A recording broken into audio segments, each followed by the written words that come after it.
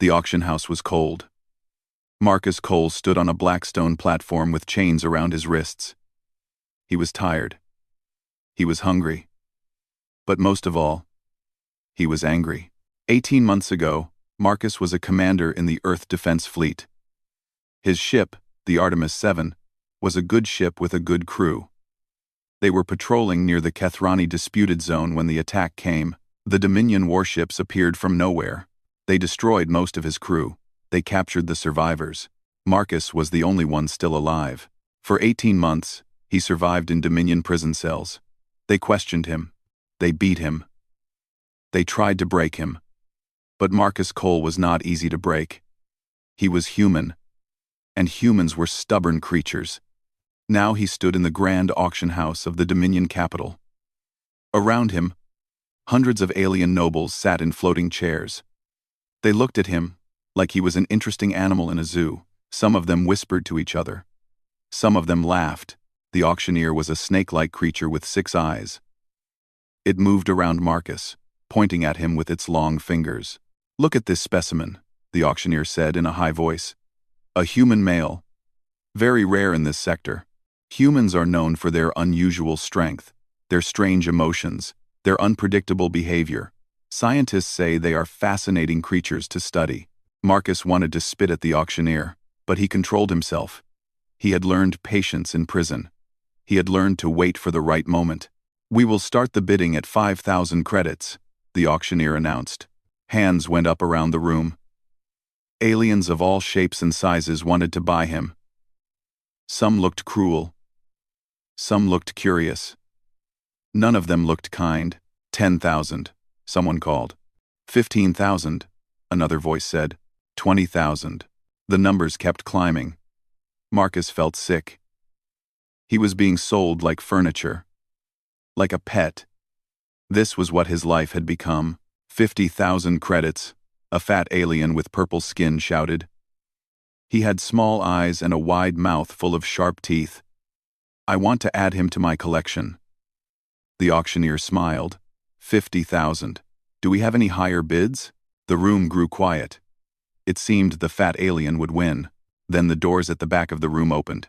Everyone turned to look. Even Marcus raised his head. A female alien walked into the auction house. She was tall and graceful. Her skin was silver, smooth like metal but soft like silk. She had 4 arms, all folded behind her back. Her eyes were the strangest thing about her. They glowed like captured stars, bright and beautiful and cold. She wore a long dress of deep blue that flowed around her like water. On her head sat a small crown of crystal and gold. Everything about her screamed power and importance. The room fell silent. The fat alien's mouth hung open. The auctioneer's 6 eyes went wide with fear. Marcus did not know who she was. But clearly, everyone else did. "Princess Virolith," the auctioneer said, bowing low. "We are honored by your presence. But this is a Dominion auction. The Etherian Empire has no business here." The princess did not respond to the auctioneer. She walked forward slowly, her glowing eyes fixed on Marcus. Each step she took was calm and measured. She moved like someone who had never been afraid of anything in her entire life. She stopped at the edge of the platform and looked up at Marcus. He looked back at her. For a long moment, neither of them spoke. "Interesting," she said softly. Her voice was smooth and musical. "So this is a human." "Your Highness," the fat alien said nervously. "I have already made the highest bid. This creature belongs to me." Princess Virolith finally looked at him. Her expression did not change, but something in her eyes made the fat alien step backward. "I am not here to bid," she said calmly. "I am here to claim." Confused murmurs spread through the room. The auctioneer shook its head. "Princess, with respect, you cannot simply claim." "I invoke the right of sanctuary," Virolith announced. Her voice was not loud, but it carried to every corner of the room. "Under the ancient laws that your dominion still recognizes, I claim this human as my protected property. He belongs to me now," the auctioneer sputtered. "The right of sanctuary? That law is 1,000 years old. It was meant for exactly this," Virolith interrupted. A member of a royal house may claim any prisoner of war as protected property. The human was captured in war. I am claiming him. She smiled, but there was no warmth in it. Unless you wish to challenge me, my 7th Fleet is currently positioned above your planet. I am sure they would be happy to discuss the matter. Dead silence filled the room. The fat alien looked like he wanted to argue. But then he closed his mouth and sat down. The auctioneer bowed its head in defeat. Princess Virolith walked up the steps to the platform. She stood in front of Marcus, looking into his eyes. He was taller than her, but somehow she made him feel small. You belong to me now, human, she said quietly. Do you understand? I understand that I have traded one cage for another, Marcus replied. Something flickered in her glowing eyes. Surprise? Amusement? He could not tell. Perhaps, she said. But my cage has better food. She reached out with 2 of her hands and unlocked his chains. They fell to the floor with a loud clang. Then she did something unexpected. She wrapped her other 2 arms around him. The crowd gasped. Marcus did not understand why, but he felt the strength in her arms, the strange warmth of her silver skin. This human is mine, Virolith announced to everyone watching. My property. My responsibility. My protection. She looked at the stunned nobles with cold eyes. Anyone who touches him answers to me. She released him from the embrace, but kept hold of his hand. Come, human. We are leaving this place. Marcus had spent 18 months planning escapes. He had imagined hundreds of ways to win his freedom, but now, being led out of the auction house by an alien princess who had just claimed him like a lost pet, he realized something. All his plans were useless now. He had a completely new problem, and her name was Princess Virolith. Marcus expected a prison cell.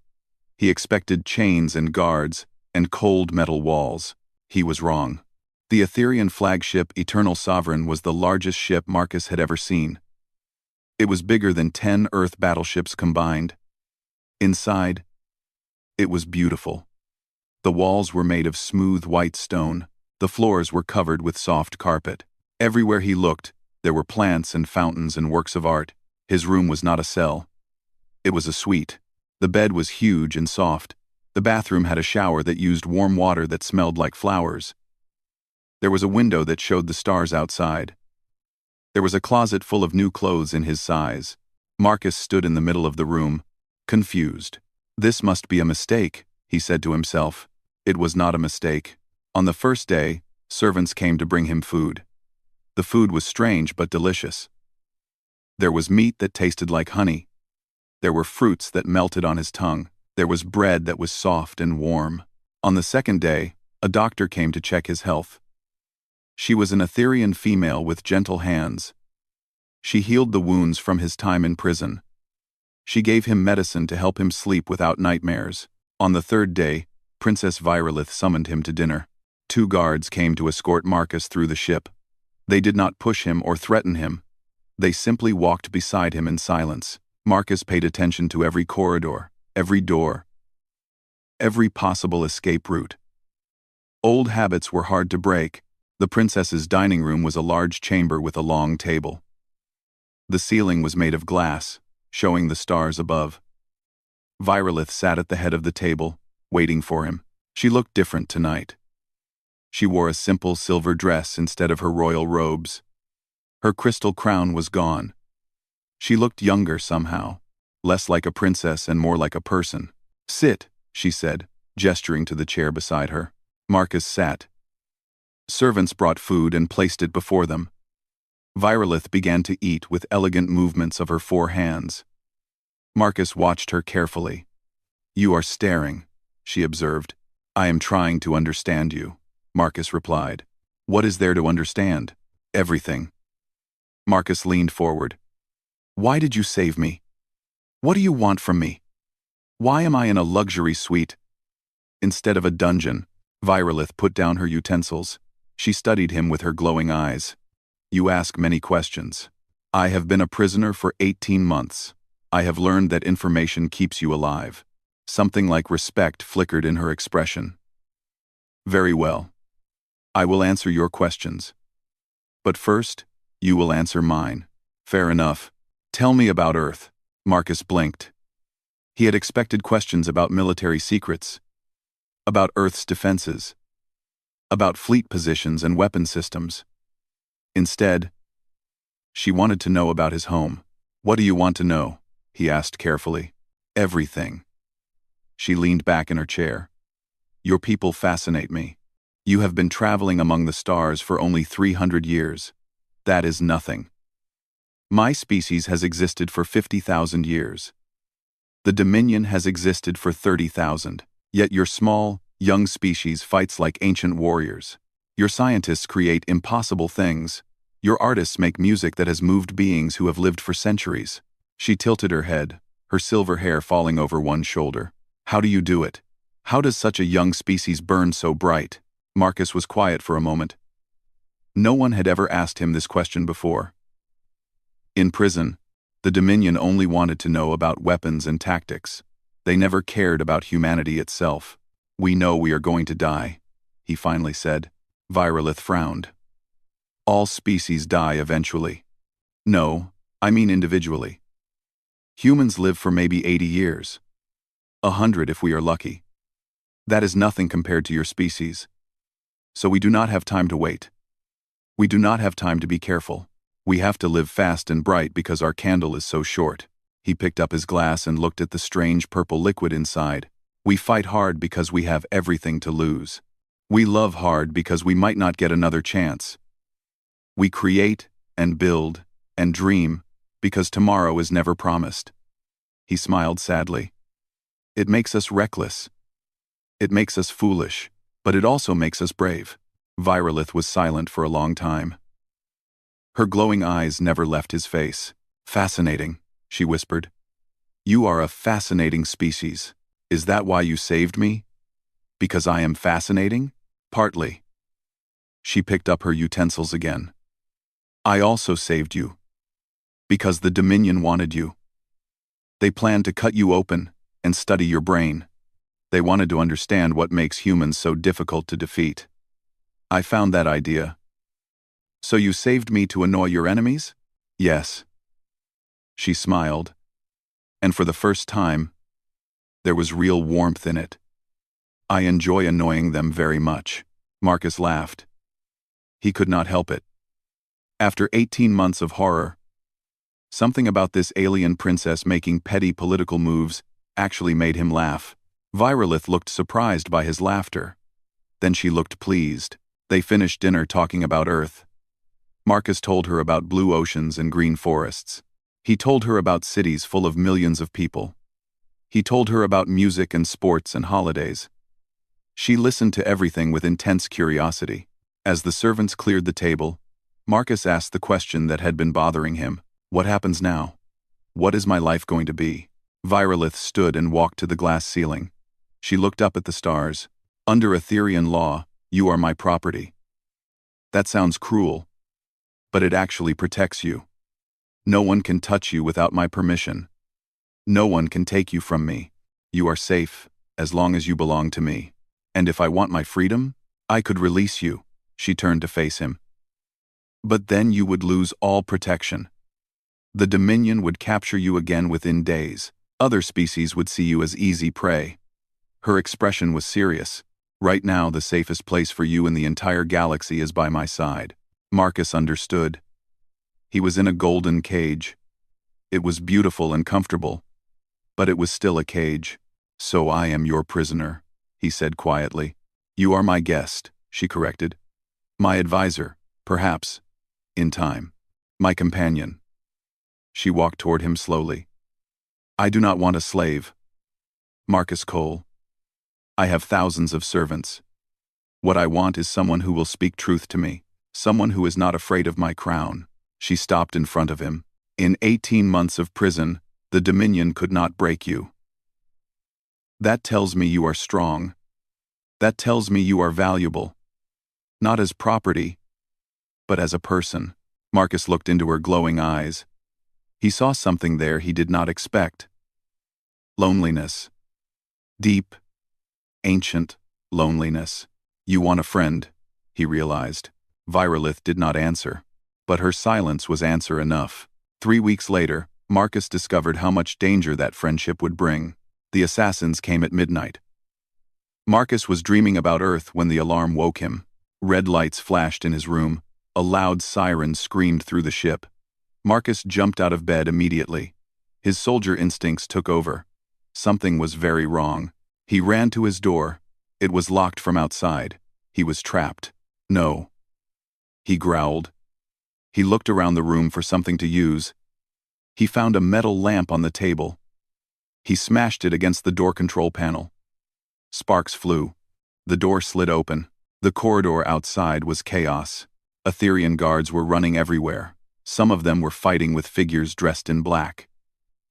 The figures moved fast and silent. They carried curved blades that glowed with blue energy. Assassins. Marcus pressed himself against the wall. His mind raced. This was his chance. Everyone was distracted. He could find an escape pod. He could steal a small ship. He could finally be free. But then he heard something that changed everything. "The princess!" A guard shouted. "They are going for the princess!" Marcus froze. He thought about Virolith. He thought about their dinners together. Their long conversations about Earth and humanity. The way she laughed at his jokes. The loneliness in her glowing eyes. She had saved him from being cut apart by the Dominion. She had given him good food and soft beds, and treated him like a person instead of an animal. He thought about escaping. He thought about freedom. Then he started running toward the princess's chambers. He was a fool. He knew he was a fool. But Marcus Cole had never been good at leaving people behind. The path to Virolith's chambers was filled with fighting. Marcus grabbed a blade from a fallen guard and kept moving. He was not as fast as the Etherians. He was not as graceful as the assassins, but he was human, and humans were survivors. An assassin jumped at him from the shadows. Marcus ducked under the blade and drove his own weapon into the attacker's side. The assassin fell. Marcus kept running. 2 more assassins blocked his path. They looked at him with confusion. They had not expected a human. "What are you?" "I am having a very bad night," Marcus replied. He attacked before they could react. He was not a great fighter, but he was desperate. And desperation made humans dangerous. He killed one assassin with a lucky strike. The other cut his arm before Marcus managed to knock him down. Blood ran down Marcus's arm. He ignored the pain. He had felt worse in Dominion prisons. Finally, he reached Virolith's private garden. The garden was a beautiful room filled with alien plants and flowers. A small stream ran through the middle. The ceiling showed a projection of a sunset sky with purple and gold clouds. Virolith was in the center of the garden. 5 assassins surrounded her. She was fighting. Her forearms moved like water, blocking and striking. She held 2 curved blades of her own. But she was bleeding. Silver blood ran from cuts on her face and arms. She was outnumbered and exhausted. One of the assassins raised his blade for a killing strike. Marcus did not think. He just moved. He crashed into the assassin from behind. They both fell to the ground. Marcus stabbed the assassin in the back before he could recover. The other assassins turned toward Marcus with shock. In that moment of distraction, Virolith killed one of them with a quick strike.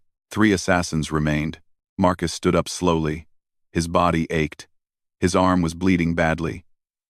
But he raised his blade and stood between Virolith and the attackers. "Human," one assassin said with disgust. "You should have run. This does not concern you." "Yeah, well," Marcus replied, breathing hard. "I never was very smart." The assassins attacked together. The next few minutes were a blur of blood and pain. Marcus fought without skill but with everything he had. He blocked a blade meant for Virolith's heart and took the cut on his shoulder instead. He tackled an assassin to the ground and beat him with his bare fists. Virolith fought beside him. They moved together like they had trained for years. When he attacked, she defended. When she struck, he covered her back. Finally, only one assassin remained. He looked at Marcus and Virolith with hatred in his eyes. "This is not over," he spat. "The Crown Prince sends his regards." Then he pressed something on his wrist and vanished in a flash of light. Teleportation. The garden fell silent. Marcus dropped to his knees. He had lost a lot of blood. The world was spinning around him. He looked down at his hands. They were covered with silver blood, Virolith's blood, from the wounds he had tried to protect. "You came for me." Marcus looked up. Virolith was standing over him. Her dress was torn.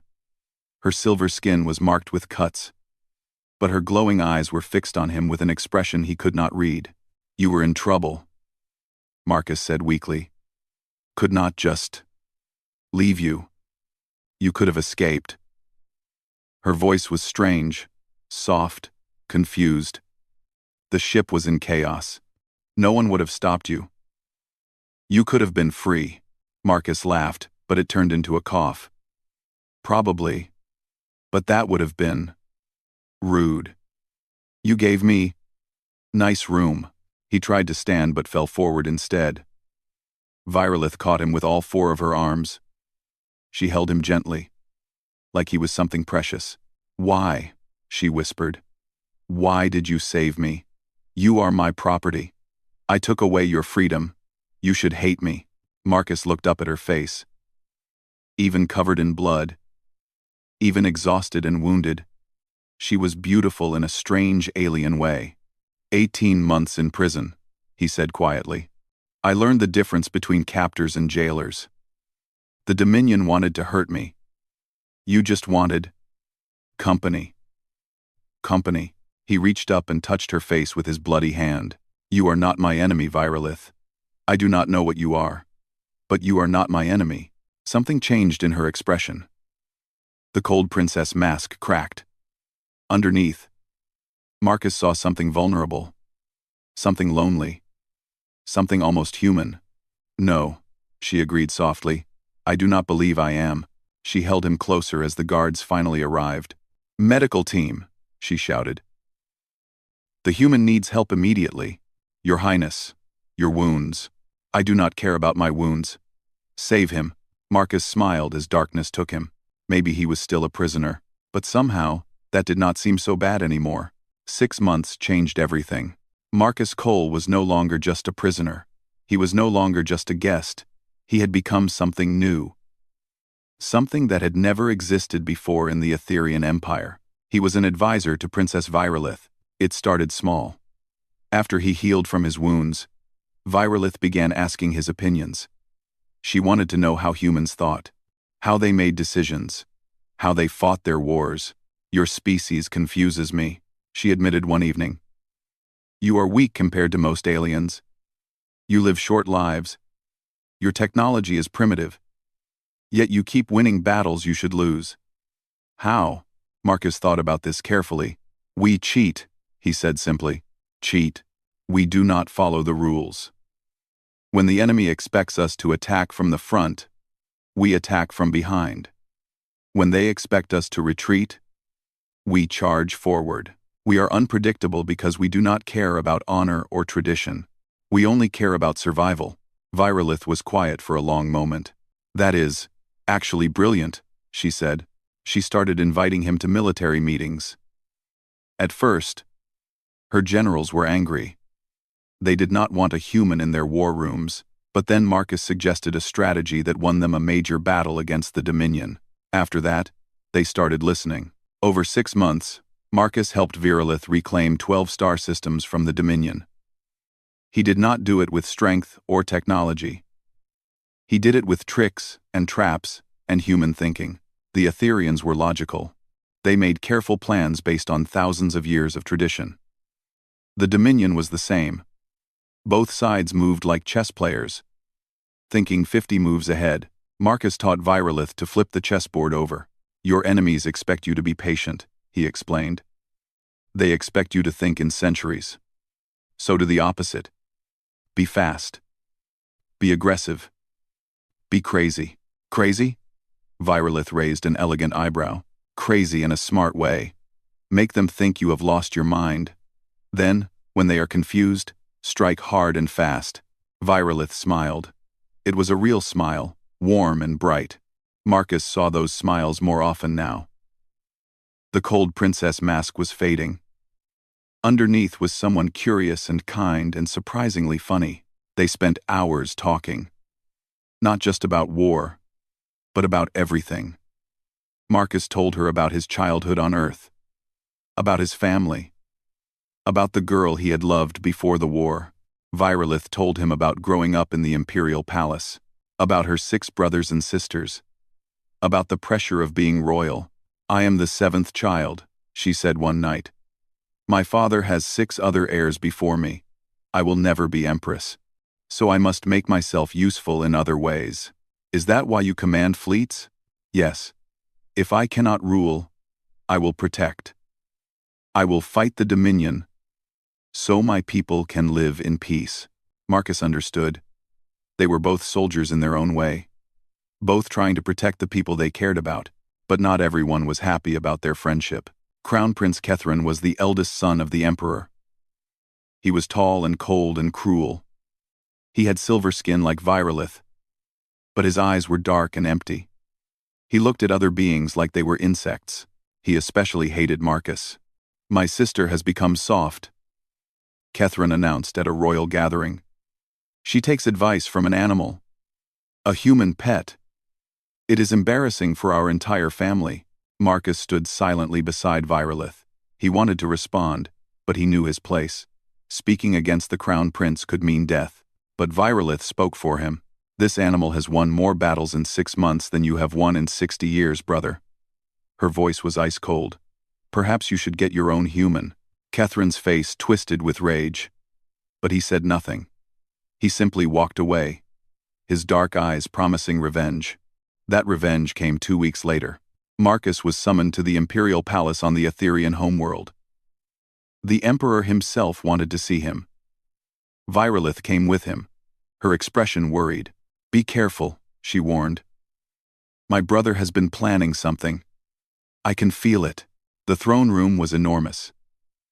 Thousands of Etherian nobles filled the chamber. The Emperor sat on a crystal throne at the far end. He was ancient, his silver skin wrinkled with age, but his eyes were still sharp and intelligent. Crown Prince Kethrin stood beside the throne, smiling coldly. "Bring forward the human," the Emperor commanded. Marcus walked forward alone. He felt thousands of eyes watching him, judging him, hating him. Kethrin stepped forward with a scroll in his hands.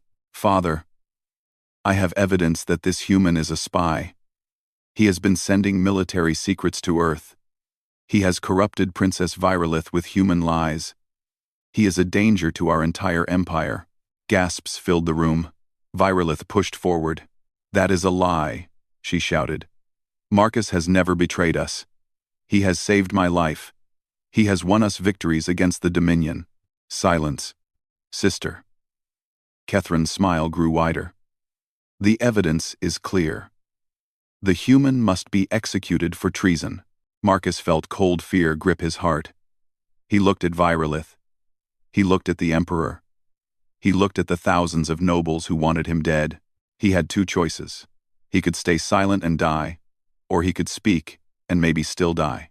Marcus chose to speak. "Permission to address the court," he said loudly. The room fell silent. Kethrin laughed. "The animal wants to speak? How amusing." But the Emperor raised his hand. "Let him speak. I am curious what a human has to say." Marcus stepped forward.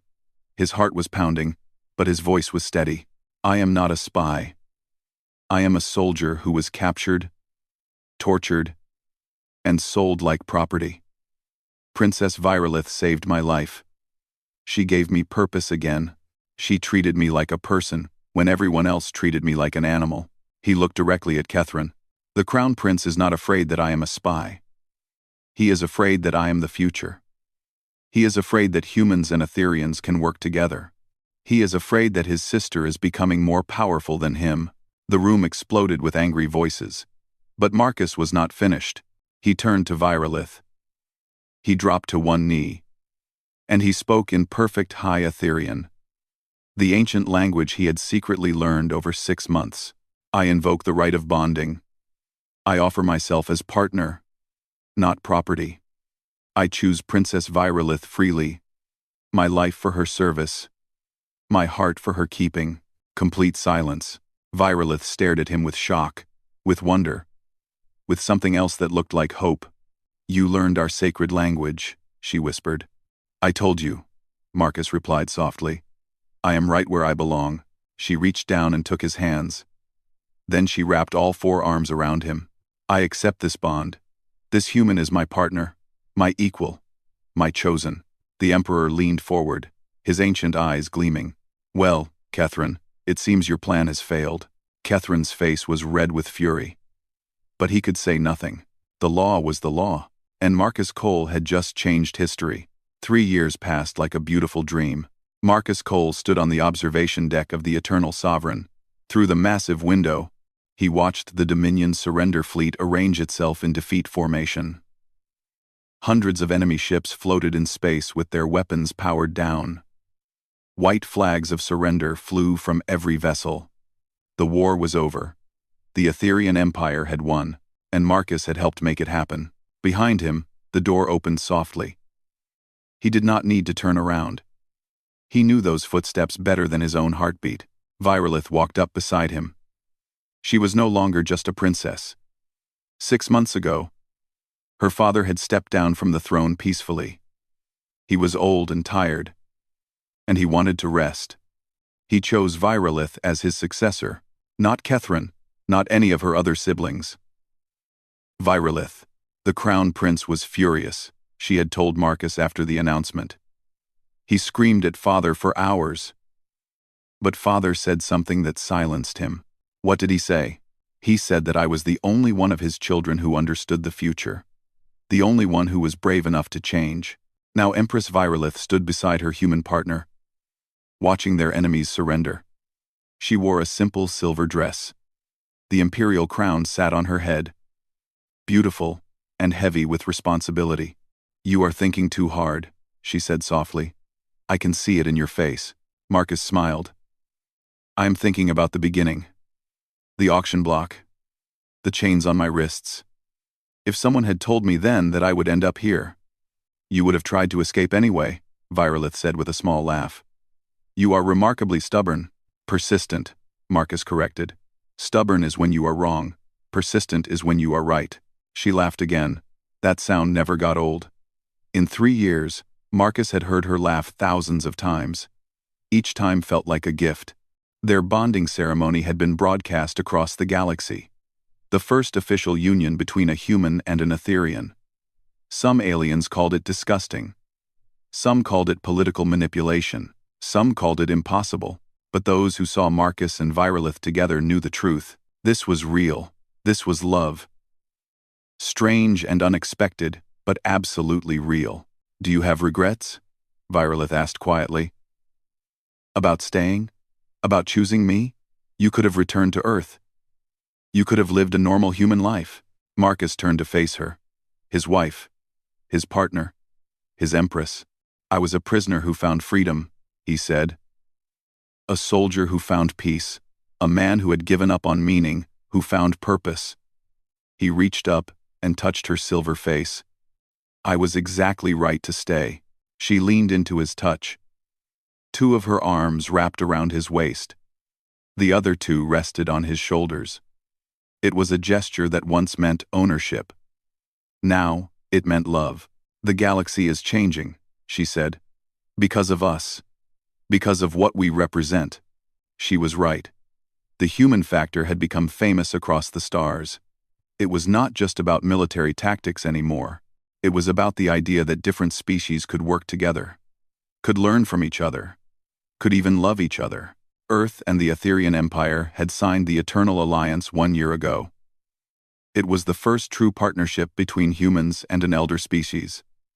Trade ships flew between their worlds. Scientists shared their knowledge. Artists created works that combined both cultures. Humans were no longer seen as primitive animals. They were seen as valuable partners, as friends, as equals. You changed everything, Marcus said. That day in the auction house. When you wrapped your arms around me and claimed me as yours. I was being selfish, Virolith admitted. I wanted to annoy the Dominion. I wanted something interesting in my boring royal life. And now? She smiled. Now I cannot imagine my life without you. You taught me to hope. You taught me to laugh. You taught me that the heart is stronger than any weapon. She pulled him closer. You taught me to be human. Marcus kissed her.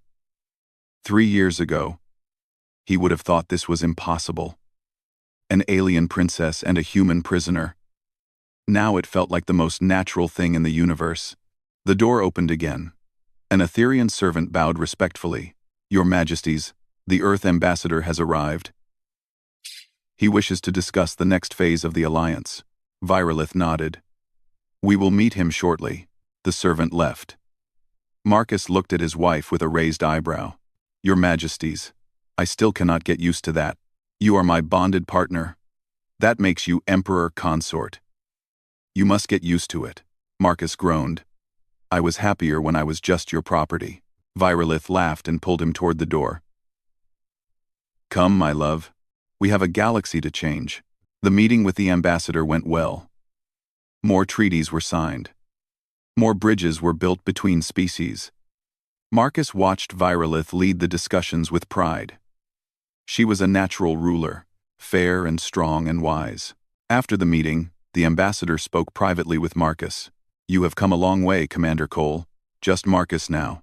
I am retired from the military. The ambassador smiled. Earth is proud of you. You have done more for humanity than any soldier in history. Not through war, but through peace, through connection. Marcus looked through the window at the stars. I just fell in love with the right person. Everything else happened on its own. That night, Marcus and Virolith stood on their private balcony. The Etherean homeworld spread beneath them, beautiful and ancient. 3 moons hung in the purple sky. Are you happy? Virolith asked. Marcus thought about his journey. Prisoner, property, advisor, partner, husband, Emperor Consort. He thought about Earth, so far away. He thought about his family, who had cried with joy at his wedding broadcast. He thought about the future, bright with possibility. Yes, he said simply. I am happy. Virolith rested her head on his shoulder. All 4 of her arms wrapped around him gently. Then I am happy too. They stood together in silence, watching the moons rise. A human and an alien. A soldier and a princess. 2 souls from different worlds who had found each other against all odds. The galaxy would tell their story for thousands of years. The story of how one human changed everything. Not with weapons, not with war, but with courage, with hope, and with love. The end.